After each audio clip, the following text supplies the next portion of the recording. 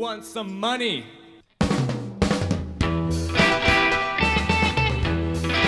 Hey everyone, and welcome to the debut of Jess Bet. I'm Jess, and I like to bet, and I'm here to help guide you through the world of sports betting. Now, I know at first it might sound a little bit intimidating and scary, but it's really not. It's fun, it's easy, and once you get the hang of it, it makes watching sports so much more enjoyable. When I first started, I had a ton of questions. What's a parlay? What's a money line? What's a spread? How do I know what to bet? Who do I bet? How do I bet? When do I bet? But I'm here to help you guys get through all that. And the best part is I won't be alone. My best friend Jenny is going to be joining us on our episodes. I think you're going to make mistakes. You cut it up. Right, Sarah? And while she might not know the most about sports, she's entertaining and she's bringing the fun. And she's probably going to do her nails and talk about the Kardashians a little bit. So hopefully you won't mind that. Sarah, cut that. Cut that part. What I can promise you is there's never going to be a dull moment. So subscribe to our YouTube channel. We're going to have new episodes once a week. And follow us on Twitter at Jess_bets. Welcome to the premiere episode of Jess Bets. I'm Jess. This is Jenny. She doesn't know why she's here, but I do. Today we're going to talk about what betting is, how you bet, and so that you can start making lots and lots of money or losing lots and lots of money, whatever you prefer. So sports betting is legal in 20 states across the U.S. More and more are becoming legal every day. That's a lie. So in Illinois, where we live, Chicago behind us, hey, you can do in-person and mobile betting, but it's kind of crazy because they don't let you bet on Illinois collegiate sports or minor leagues. But the fun part is we can just travel about 30 minutes to Indiana and we can do all the betting we want there. So, did you know that? I didn't know that. I'm like trying to think what even Illinois sports there are in college, and then I just remembered Northwestern and Illinois. I'm like, oh, who cares? Yeah. Not me. Okay, well, NIU. Okay. Oh, I've heard of that place, yeah. Yeah, and degenerate gamblers like to do that kind of thing. Tony Romo, Eastern Illinois, right? Yeah, like if Tony Romo comes to Chicago and wants to bet on Eastern Illinois, like he can't do it. Right. So that sucks for him.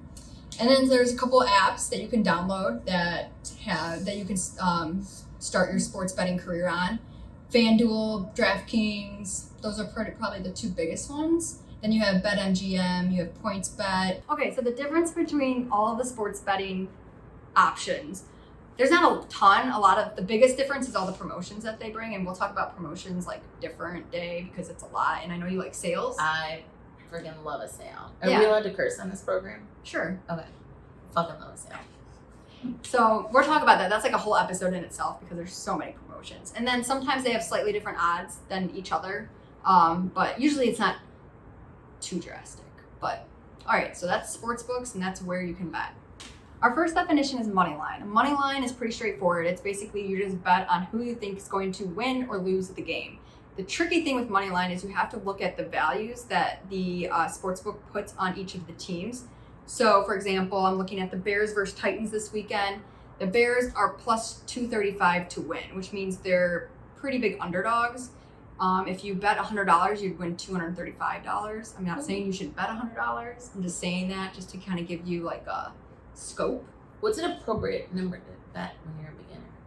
I don't know, like maybe like $10. Okay. I mean, hopefully you'll get some beginner's luck and you'll get your pool of money up to, a decent amount.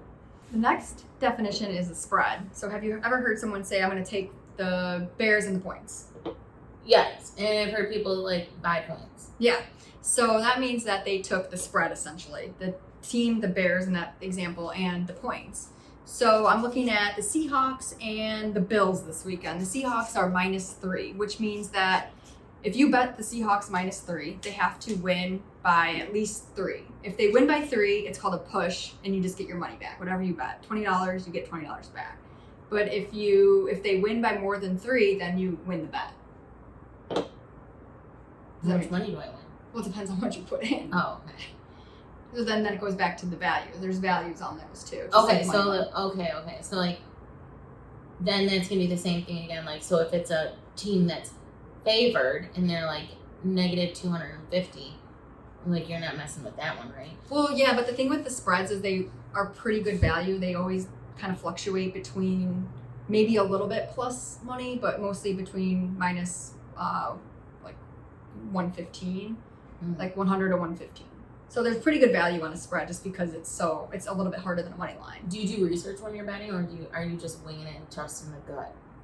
I usually trust my gut, but there's a lot of people out there that do research because a lot of people bet a lot of money on it. Like a statist. How do you say the statisticians? Oh, a statistician? Yeah. Statistician. I don't know, like those people. Yeah, I'm sure. Do you read those people? I don't read anyone. I don't read anyone. I probably should because I'd probably do better at my bets. So if a team is +3, that means that they can lose by 3 points and then you still win the bet, or they can win. So if you can win and lose and win, or your team. Well, so if I took a team and they were +3, okay, that means they can lose by 3 points. Okay, if they lose by 3 points, it's a push. It's even. Okay. But if say they lose by only 2 points, you win your bet. But if they win, that sounds like a win-win situation to me. Well, yeah, but like if a team's really bad and you're like, oh, they're playing, the Bears, for example. Yeah. Like they're pretty bad. Sometimes they're good. Sometimes they're good, but like usually they're bad. If they're like +5, so that means they can lose by 4 points and then you win, or they can win. Oh. Okay. But if you know they're not going to like score a lot of points, it's kind of risky. Next definition is a parlay. Parlay is probably something you've heard a lot. I know this one. All right, what is it? I like this one. It's when you bet on multiple things and they all have to hit for you to win. Yes.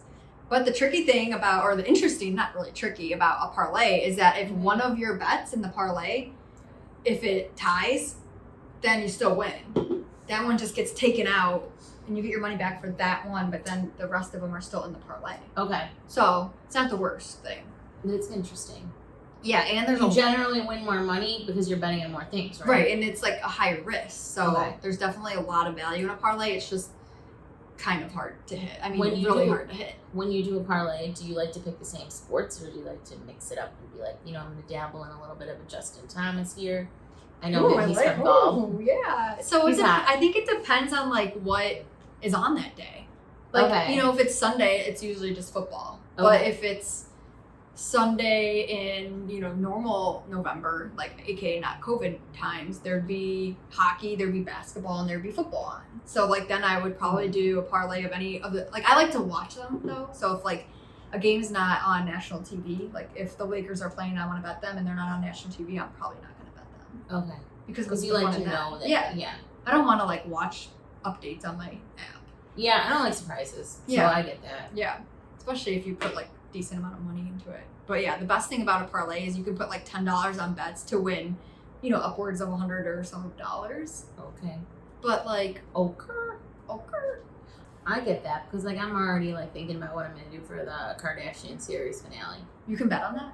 No, but like just like to have a viewing party. Am I invited? Maybe you can bet on it. Am I invited? Are you gonna talk through it? Yeah. No, because I'm gonna be crying. The next definition is super easy. It's called over-under. I'm sure a lot of you have already heard about this. Jenny definitely. I love this one. This one's my favorite. Why is it your favorite? Because I like everyone to score. I want everyone to be having a fun time and like playing and doing it's so much fun. Yeah. I want everyone to win. And it's so much more fun to bet so the over-under is the sportsbook will take a amount of points that they think the teams combined will score. So you either bet you think it's going to be over that amount of points or under that amount of points. Obviously, you're betting the under. You're kind of wishing for like a super boring game with not a lot of points. So it's, I don't know. It's not something I look forward to in my opinion. But yeah, what fun is that to stare at a game where there's no points being scored? Yeah. That's why soccer is loosely like the least fun thing to watch ever. Because it's like, and then just when you think you're out of it, it's like stoppage of like 100 more minutes. And no one's scoring any freaking goals. Yeah, and it's just back and forth. And the ball bounces so much, it literally looks like it's nothing. And it's like a heavy soccer ball. Isn't it a normal soccer ball? Yeah, and then they fall down over everything. Right. Yeah. And then they flip out their little cards. Yeah. Flip up their cards. Yeah. So more of the story is don't bet soccer. No, I'm just kidding. No. You can if you want. You can if you want, but like there's not going to be very many goals. It's going to be a lot of like, although Cristiano Ronaldo, call me. He's hot. Our last definition for tonight is live betting. Live betting is a personal favorite of mine, just because so a lot of times I go into games and I have no idea what's going to happen. Like, I just have no idea if the team's going to score a lot, if anything. So I would let the game play for, 5 minutes, 10 minutes, and I kind of understand, like, oh, this is going to be a low scoring game or it's going to be a high scoring game. And then I go on my sportsbook app and I live bet. And obviously the lines will change from before the game started. So if the over-under's at 58 before the game and they've scored 0 points throughout the first quarter, it's not going to be at 58 when you go check it 10 minutes in. Do you get to win the same amount of money? Depends. I mean... Or are they like, you know what, spoiler alert, you've already been watching the game a little bit, here's less money because, like, you're onto something. Yeah, I mean, the values definitely change. Like, if you were going to take, like, an under and there was a lot higher likelihood of that happening, then obviously the value is not going to be that good. Okay, yeah, if you're like, this is a snooze fest of the game, I don't think anyone's going to score ever. But if you think, like, maybe sometimes you're watching it and there was no points scored in the first quarter, but you're like, I just have a feeling that, the next 3 quarters there's going to be a ton of points They're scored. going to wake up. Yeah, then you bet the over and that's where you get the value. Okay. So, because the over would have gone down because there was no points scored in the first quarter. Do you have to use a different app to live bet? No, it's the same app. Oh, okay. Yeah, it's definitely easy like that. Mm. But the best thing about the sportsbook apps, in my opinion, because I'm super bad at math, is that they tell you, like, if you put, I want to bet $10 on this bet, it auto generates and tells you, okay, if you bet $10 on this, you're going to win this. Oh, yeah. Like, you don't have to do any of the math yourself. No, the only math I know is how to tip, like, 20%, you know what I mean? Direct decimal. Yeah. Times 2. But, like, we can't be doing overs and unders math. Yeah. Oh, that's the other thing. I hate that. It's like I'm always on my phone trying to calculate how many combined points the teams have. Oh. Like, I might be slow, but, I mean, I can't be the only one. I didn't even, like, think about that. Yeah. So are you, like, sitting there like, okay, there's 24 points and there's 26 points. Well, not and like... you, like, bet, like, over and then you're like, oh, my God, I can't let them score 2 more touchdowns or I'm going to, like, cry my heart out. Yeah, but it's really hard in basketball. How many times have you cried over bets? Actually, That's real. what? I don't think I've ever cried over a bet. That's shocking. That's pretty much it for our first episode. I hope you liked it. Future episodes, we'll talk about sales, promotions, what a teaser is. What else do you want to know about or betting? How to get rich fast. Okay. We'll talk about prop bets. Prop bets are fun. Okay. Oh, I like that's those. like the Super Bowl, like how long the national anthem's going to be. Who's going to get the first kick? Yeah. Wait, is that a prop bet? Or It's is like it... the coin flip. Okay, yeah. So we'll get you all caught up to speed on anything you ever need to know about sports betting. Was it sponsored by White Claw tonight, or is this just... No, it's sponsored by us. Is that okay?